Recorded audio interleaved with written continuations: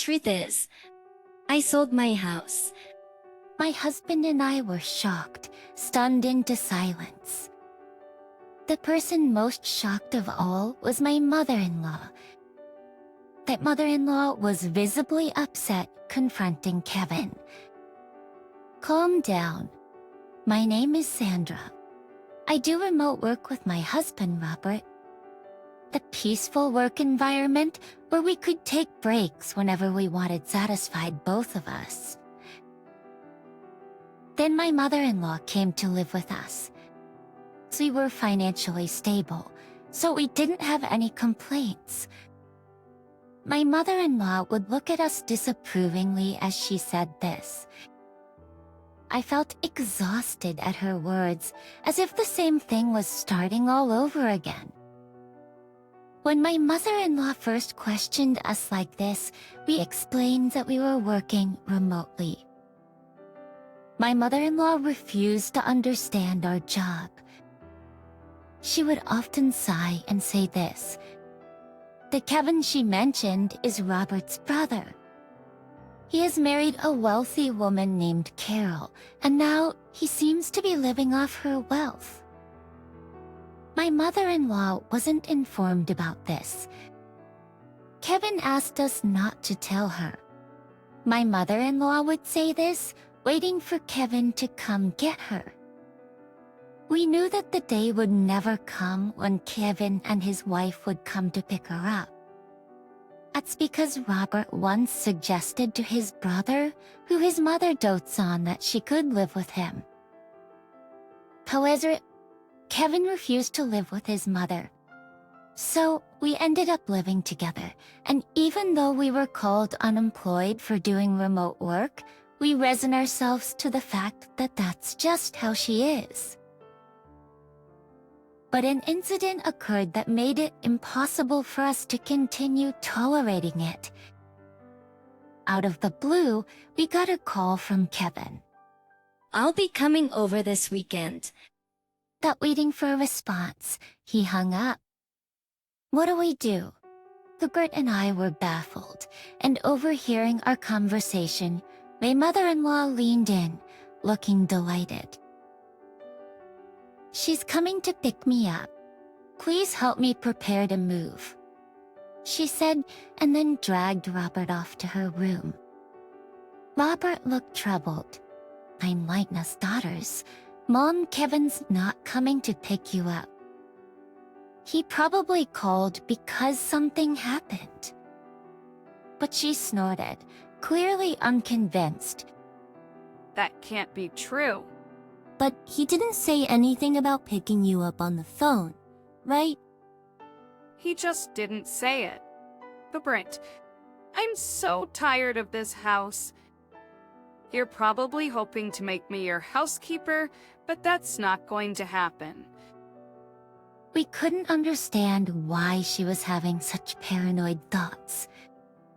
Since she came to our house, she got up whenever she wanted, didn't do any housework, and lived off the pocket money we gave her. Well, we weren't going to force my meal to stay, so we did as she said, packed her bags, and waited for his brother to come. Oops, over the weekend, my BIL and his wife arrived at our place. They had suspiciously ingratiating expressions on their faces. I had a bad feeling. Just then, my meal emerged with sparkling eyes. You finally arrived. Listen here. Sandra is totally inept at house chores, so I have to do them, and Robert completely ignores me. She said that with a victim-like expression, pushed past Robert, and welcomed her brother into our home. You guys don't mistreat Mom? There's no way we're doing that. We're giving her an allowance, and she's eating whatever she likes. Robert said with a complicated expression on his face, but his brother just looked suspicious. Robert has always been a bit clueless, probably treating Mom badly without even realizing. and it seems Sandra isn't the considerate type. That's right. Kevin really understands me. Hearing this conversation, Robert and I couldn't help but scowl. Despite this, we decided to entertain our guests and led the couple to the living room. Which we all sat around the living room table, with Robert and me on one side and the couple on the other. Now, what are you sitting around for? The tea. I thought you were going to make the tea. By email. What are you saying? Making an old woman work. See, Kevin, Sandra is this kind of person. My Mile even started fake crying at that point. I was so stunned at her behavior that I didn't even feel like retorting. As once I had served the tea, the couple became solemn. The truth is we sold our house. Robert and I were surprised and shocked at Kevin's words. The one who took the biggest shock was my meal. Why would you do something like that? She asked, flustered, confronting Kevin. He tried to calm her down, saying easy, easy, and then began to explain. We've been in debt, and though we could repay the debt by selling the house, we're broke and have nowhere to live. So we came to discuss if we could stay here. Oh wait, Dad? It didn't go well. Well, that happens, right? Kevin, unabashed, laughed while saying this. Robert and I sighed in exasperation. We only need to stay until we find a new house. Please! We have no one else to turn to. The couple bowed their heads together. I think our expressions must have been complicated, but if they had nowhere to live, we had no choice. We agreed to let the couple temporarily stay in our house. However, we made them promise to leave within a month. Kevin said, "Got it," and still laughing, went back to prepare to move their things. After they left, my mother-in-law sat silently, looking thoughtful. Robert and I assumed she was still in shock. The next day, the couple's stuff arrived right away. This much. Where should we put it all? We're in trouble. We might have to sell some of it or rent a locker. But while discussing this and moving Kevin's things, my mother-in-law dropped a bombshell on us. Actions, I've been thinking, won't we be more secure in the future if Kevin's here? So you freeloaders can leave, can't you? My husband and I were taken aback by my mother-in-law's abrupt statement. If you insist, I can tolerate Robert staying, but I don't need a wife who can't do anything. Get a divorce. Then the space that Sandra was occupying can be used for all these packages. My mother-in-law made this demand eagerly, her eyes shining, and looked to my husband for agreement. What are you talking about? He reacted as he usually did, completely astounded. Then my brother-in-law and his wife arrived. My mother-in-law greeted them with joy. Joy and growth, although I was still shaken by her previous words. My husband decided to ignore them for the moment and asked his brother to deal with the packages. There were more than I thought. Buy to reduce the number.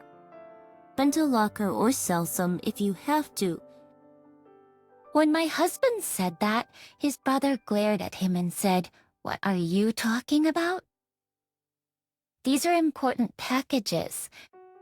How could I sell them? And what if someone steals them from a locker? What if they get damaged? Are you going to take responsibility, bro?" My husband shook his head at his brother's selfish behavior. This is our house, you know? It's only natural that you should endure some inconvenience, right? If you don't like it, find a place to live quickly and leave. At that moment, my mother-in-law shouted, "What are you talking about? Didn't I just say if you two are not happy with Kevin and the rest, you can leave? You're basically freeloaders." Kevin is trying to start a business, and all you two do is loaf around the house doing so-called remote work. You're a nuisance. My mother-in-law said this as if it were her own. My husband and I looked at each other in disbelief. My brother-in-law and his wife were surprised at my mother-in-law's words, but then they started to smirk. That might not be a bad idea. My husband and I were dumbfounded at their words. My husband began, but was interrupted by my mother-in-law, who gloated. "What nonsense are you?" But the same thing, so what will you do? Robert, if you're going to divorce, you can stay here. See, both Kevin and Carol are saying the same thing, so what will you do? Robert, if you're going to divorce, you can stay here. My mother-in-law glared at me triumphantly. I braced myself to retaliate, but my husband spoke first. Don't just say whatever you want. Why does Sandra have to leave?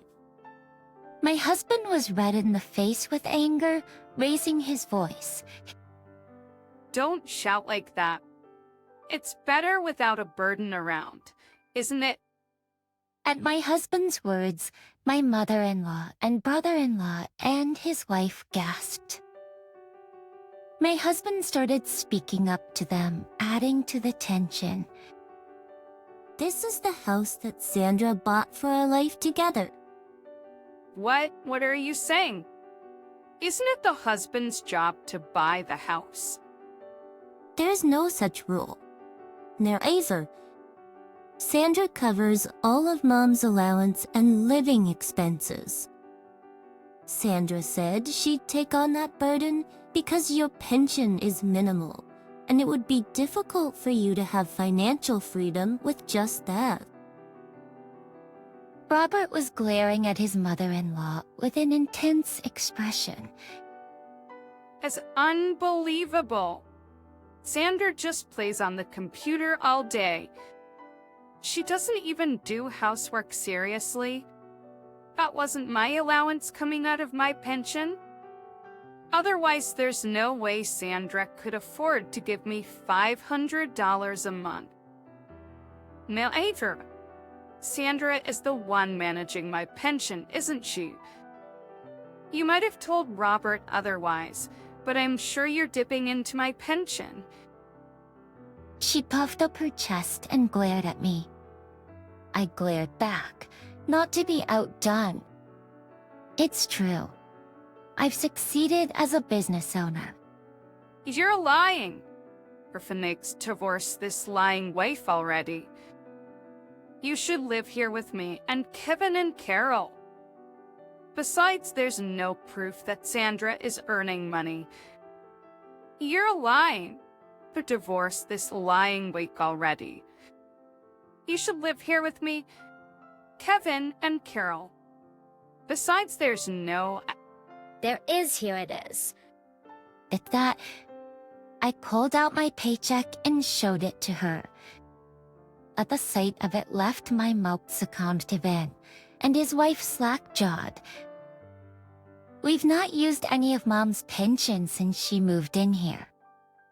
If Mom ever wanted to leave, Sandra has been managing it so she could live independently. But instead, Mom, you've been bossing Sandra around, interfering with her work. You're the problem. If you don't like Sandra, you should leave right now. I don't believe any of this. We don't mind if you and Kevin temporarily stay, but some patience should be expected. We didn't want you two to live here in the first place. We only agreed because you begged us. Robert said this, glaring at Kevin and his wife. Kevin and his wife broke out in a cold sweat, not used to Robert raising his voice. Just kidding. But you sure are earning a lot, huh? I wish you could teach me some business tricks, right? Carol? Well, it's true we were worried about living with our Sile. It seems like she's a good person after all. Kevin and his wife smiled at each other, but my Mile was unyielding. Flirtations don't act so high and mighty. You're just a bum. Enough. For Robert, you should leave too. You should go outside and see how harsh the world can be. But to listen to anything we said afterward, Robert and I sighed in disbelief, interrupting her with, well, if that's how you feel, we'll pack our things and move to a new house. You guys will be stuck with the mortgage, but if that's okay with you, don't come crying to us for help. If you insist. Male will leave. Even with the pension, maintaining your lifestyle will be challenging. But I guess that can't be helped, can it? At our words, my Mile turned beet red and yelled at us to get out. Wait, you can't be serious. We don't have to do that, do we? Yes, if you two are here, we're safe. Kevin and his wife tried to stop us, but my Mile gave us a fierce look and said, "Don't you dare talk back." Kevin, you're going to be a CEO, aren't you? I don't mind you using my pension, so just start a company and show us how successful you can become. I'll show you what happens when you defy us. My Mile's words were filled with intensity. Hearing this, we decided it was best to no longer get involved with her or Kevin's family and left the house. Of course, the mortgage on the house remained, but we changed the ownership to Kevin's name. Some time had passed since then. While there was some residual dissatisfaction from that incident, having been freed from my Mile's sarcasm, we had resumed our normal routine. Just when we were working from home in our new apartment as usual, my Mile called my husband crying. Kevin has taken my pension and disappeared. He hasn't come back in a week. Carol and I are left alone in the house, and we're in trouble. Please help us. She wept as she said this. After my husband calmed my Mile, he asked why Kevin had gone missing. I gave all of my pension to Kevin for his startup, but he ended up spending it all on gambling. It's when I confronted him about it, he disappeared. She cried out desperately.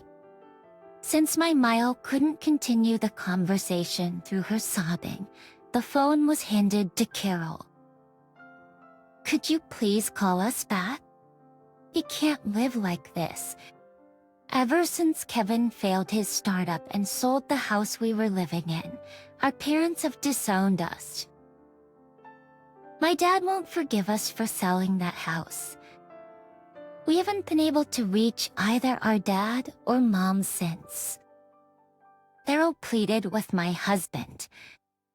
At the sight of them, my husband muttered, "I knew it," in a disgusted tone. That's unfortunate, but don't involve us. We warned you when we left, didn't we? Even if you come crying to us, we won't help. You can report Kevin as missing to the police.